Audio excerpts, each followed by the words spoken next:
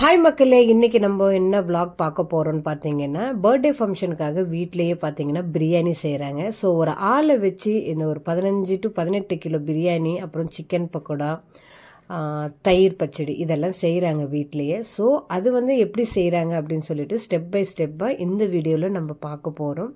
So வாங்க நம்ம வீடியோக்குள்ளே போகலாம்.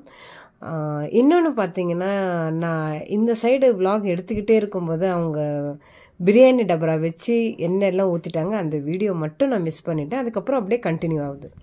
ஆயில் போட்டுட்டு பிறகு பார்த்தீங்கன்னா பட்டை, லவங்கு, ஏலக்காய் இதெல்லாம் இருக்கும் இல்லையா. ஸோ அது போட்டுட்டு அதுக்கப்புறம் வெங்காயம் போட்டாங்க. வெங்காயம் போட்டுட்டு பிறகு பச்சை மிளகா, கொத்தமல்லி, புதினா இதெல்லாம் போட்டுட்டு கொஞ்சோண்டு வெங்காயம் வச்சுருந்தாங்க, அதுவும் இதில் சேர்த்துட்டு அதுக்கப்புறம் பார்த்தீங்கன்னா ஸ்லோவாக கிண்டி விட்டுட்டே இருக்காங்க. ஏன்னா இது வந்து அடி பிடிச்சிரும்.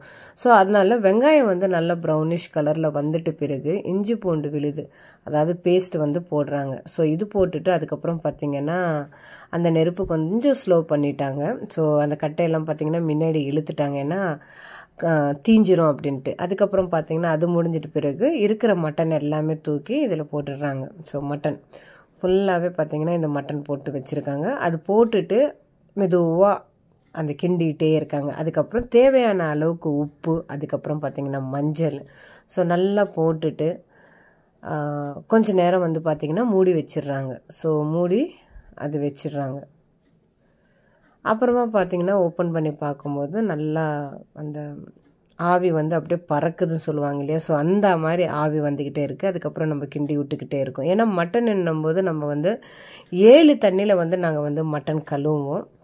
ஸோ அந்த மாதிரி கழுவி தான் இதில் போடுறது. அப்புறம் பார்த்திங்கன்னா அது நல்லா வேகணும் இல்லையா மட்டனு, அது பாருங்கள் இப்படி வெந்துக்கிட்டு இருக்கு. ஸோ அதனால அப்பப்போ ஓப்பன் பண்ணி அந்த மூடியை நம்ம பார்த்துக்கிட்டே வரணும். ஸோ எந்த அளவுக்கு வேகி இருக்குது, ஏன்னா ரொம்பவும் வேக விட்டுறக்கூடாது. நம்ம சாப்பாடு அதில் ஆட் பண்ணும்போது நல்லா இது மாதிரி ஆகிடும், ரொம்ப சாஃப்ட் ஆகிடும். அதனால ஓரளவுக்கு வேகணும். அதுக்கப்புறம் பார்த்திங்கன்னா தண்ணி ஊற்றுறாங்க, ஏன்னா அந்த அரிசிக்கு தேவையான அளவுக்கு அந்த தண்ணி வந்து நம்ம மெஷர்மெண்ட் எடுத்து அந்த தண்ணியை எடுத்து வச்சுருப்போம். ஸோ அந்த தண்ணி வந்து பார்த்திங்கன்னா இதில் ஊற்றுறாங்க. ஸோ ஊற்றிட்டு பிறகு பார்த்திங்கன்னா, ஏன்னா சிக்கனும் மட்டனும் வந்து பார்த்திங்கன்னா நல்லா வெந்துருச்சா இல்லையா அப்படின்னு சொல்லிட்டு பார்க்கணும் இல்லையா, இல்லாட்டி அடி பிடிச்சிரும். அதனால கொஞ்சோண்டு தண்ணி வந்து பார்த்திங்கன்னா இதில் ஆட் பண்ணிவிட்டு ஸோ வெந்துச்சா அப்படின்னு சொல்லிட்டு பார்க்குறாங்க பாருங்கள். அதுக்கப்புறமா தான் பார்த்திங்கன்னா ஓரளவுக்கு வெந்துருச்சு. அதனால இப்போ வந்து பார்த்திங்கன்னா தக்காளி போடுறாங்க. ஸோ தக்காளி போட்டுட்டு அதை நல்லா கிண்டி விட்டுக்கிட்டே இருக்காங்க. அதுவும் பார்த்திங்கன்னா நல்லா ஆவி வந்துக்கிட்டே இருக்குது பாருங்கள். திருப்பி என்ன பண்ணுறாங்க, கொத்தமல்லி வந்து ஆட் பண்ணுறாங்க, கொத்தமல்லி, புதினா.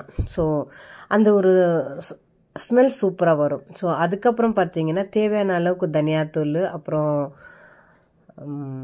மிளகாத்தூள், அதுக்கப்புறம் பார்த்திங்கன்னா சிக்கன் மசாலா தூள் இருக்கு இல்லையா அது, அப்புறம் பிரியாணி தூள் அதுவும் ஆட் பண்ணிவிட்டு அதுக்கப்புறம் பார்த்திங்கன்னா தேவையான அளவுக்கு பார்த்திங்கன்னா தயிர் ஆட் பண்ணுறாங்க. ஸோ தயிர் எல்லாம் போட்டு நல்லா மிக்ஸ் பண்ணிட்டு பிறகு இப்போ மீதி நம்ம தண்ணி வச்சுருக்கோம் இல்லையா, ஆல்ரெடி கொஞ்சம் தண்ணி ஊற்றிட்டோம். இப்போ வந்து பார்த்திங்கன்னா மீதி வச்சுருக்கிற தண்ணி, இப்போ 15 கிலோ அரிசிக்கு எந்த அளவுக்கு தண்ணி ஊற்றணும் அப்படின்னு சொல்லிட்டு அவங்க அளவு எடுத்து ஒரு அந்த குடத்தில் வச்சுட்டாங்க. ஸோ அந்த தண்ணியை இப்போ ஆட் பண்ணியாச்சு. நம்ம வந்து ஒரு சைடு பார்த்திங்கன்னா அரிசியை நல்லா ஊற வச்சிட்டோம்.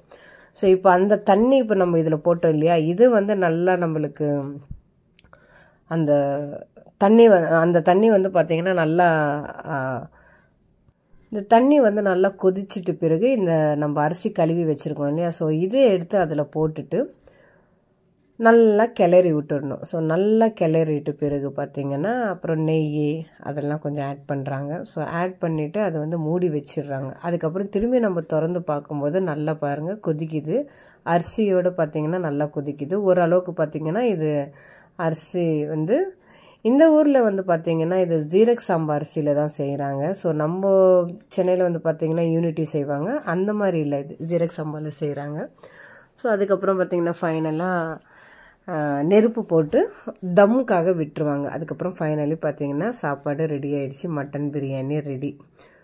ஸோ பாருங்கள் சூப்பரான டிஷ் ரெடி. அடுப்பில் செஞ்ச மட்டன் பிரியாணி ரெடி ஆகிடுச்சிங்க. என்ன தான் நம்ம கேஸில் செஞ்சாலும் அந்த அடுப்பில் செய்கிற டேஸ்ட் வேறு தான். ஸோ தயிர் பச்சடி, அப்புறம் வந்து சுக்கு கீரை, புளிச்சக்கீரை போட்டு கடைஞ்சி வைப்பாங்க. ஸோ ஆந்திராவோட ஸ்டைல் பார்த்தீங்கன்னா இதுவும் வந்து பிரியாணிக்கு சைட் டிஷ்ஷாக வைக்கிறது. அப்புறம் பார்த்தீங்கன்னா சிக்கன் பக்கோடா, அதாவது சிக்கன் 65யும் ரெடி ஆகிடுச்சு. ஸோ இதெல்லாம் வீட்டில் ஒரு ஆள் எப்படி செய்கிறாங்க அப்படின்னு சொல்லிட்டு நம்மளுக்கும் ஒரு எக்ஸ்பீரியன்ஸ் கிடச்சிருச்சு. ஸோ உங்கள் கூட நான் இந்த வீடியோவை ஷேர் பண்ணுறேன். ஸோ உங்களுக்கும் ரொம்ப பிடிச்சிருந்தா மறக்காமல் என்னோடய சேனலை சப்ஸ்கிரைப் பண்ணுங்கள், சப்போர்ட் பண்ணுங்கள், லைக் பண்ணுங்கள். ஸோ ஈவினிங் கேக் கட் பண்ணிவிட்டு நம்ம சாப்பிட போகிறோம். ஸோ வாங்க நம்மளும் சாப்பிட்லாம். தேங்க்யூ ஃபார் வாட்சிங்.